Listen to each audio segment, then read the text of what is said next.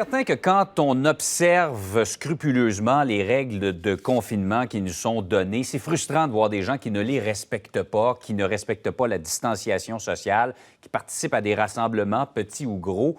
Il y a beaucoup de gens qui veulent le dénoncer. Il y a des gens qui nous écrivent, cherchent une tribune pour dénoncer ça, essayer de rejoindre les autorités, mais il y a peut-être eu un abus dans les derniers jours. En tout cas, la Sûreté du Québec a senti le besoin de ramener les choses à l'ordre, de rappeler ce qui doit être dénoncé au 911. Guy Lapointe est porte-parole de la Sûreté du Québec. Monsieur Lapointe, bonjour. Bonjour, M. Guérin. Vous êtes débordé au 911 de dénonciations de toutes sortes? C'est qu'il y a beaucoup d'appels qui sont logés à nos centrales, qui ne sont pas des appels qui sont nécessaires.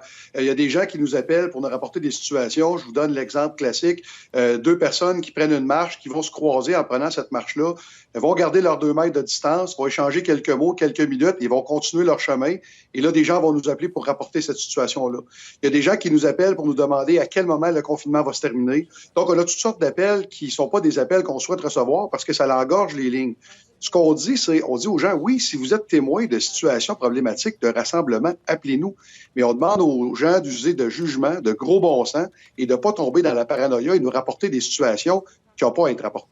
Quels sont, justement, donnez-nous des exemples plus spécifiques de situations qui peuvent nous amener à contacter le 911.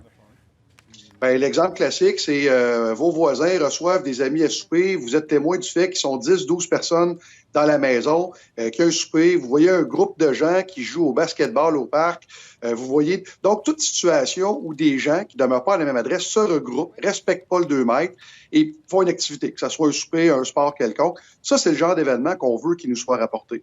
Maintenant, je reviens avec mon exemple. Il y a 2 personnes qui discutent parce que, prenons l'exemple de 2 voisins, chacun sur son terrain. Ils échangent quelques mots. Bien, pour nous, ce n'est pas une situation qui est problématique, ça.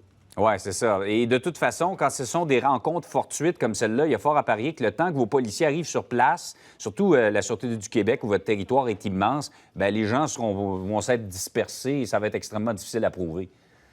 Oui, vous avez tout à fait raison. Un autre type d'appel qu'on reçoit, M. Guérin, c'est des gens qui nous appellent pour les barrages. Et là, qui nous expliquent leur cas particulier avec toutes ces particularités pour savoir s'ils peuvent se déplacer d'une région à l'autre. À ça, c'est très important de préciser aux gens que les critères qui sont sur le site du gouvernement sont les critères qu'on applique et les répartiteurs et répartitrices de la Sûreté du Québec ne vont pas vous dire si vous pouvez pas passer avec un cas qui vous est propre, qui est particulier.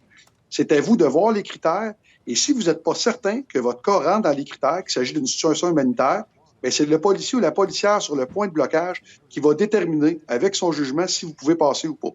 Et le conseil que je donne aux gens, si vous êtes dans le doute, si vous questionnez quant à la pertinence de votre déplacement, restez chez vous. Ouais. Autrement dit, la ligne 911, ce n'est pas une ligne d'information. Exactement. Exactement. C'est une ligne d'urgence. Il faut se rappeler que tous les types d'appels qu'on reçoit normalement, on continue à les recevoir, que ce soit des collisions, que ce soit d'autres types de crimes. Donc, la problématique, c'est là, les lignes sont engorgées par des appels qui ne sont pas pertinents ou qui ne relèvent pas de la Sûreté du Québec. En terminant, M. Lapointe, je voulais juste vous avoir une petite information. Vous venez de publier un communiqué avec le SPVM ce matin demandant aux gens de faire attention à l'exploitation sexuelle. Évidemment, nos jeunes, par les temps qui courent, passent beaucoup plus de temps sur les réseaux sociaux, sur les différents écrans.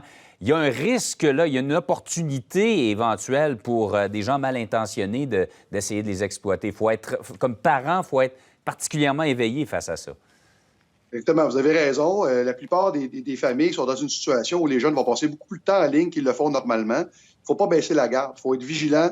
Il faut être à l'affût de situations qui peuvent être problématiques, des contacts douteux. Il ne faut pas hésiter à les rapporter à notre service de police. Et c'est important d'en parler avec les jeunes. C'est important que les jeunes soient à l'affût de cette situation-là parce qu'évidemment, il y a beaucoup plus de gens, beaucoup plus longtemps qui sont en ligne présentement, donc plus d'opportunités, vous l'avez dit.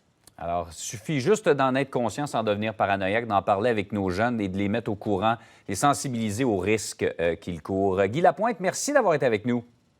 Ça fait plaisir. Bonne journée.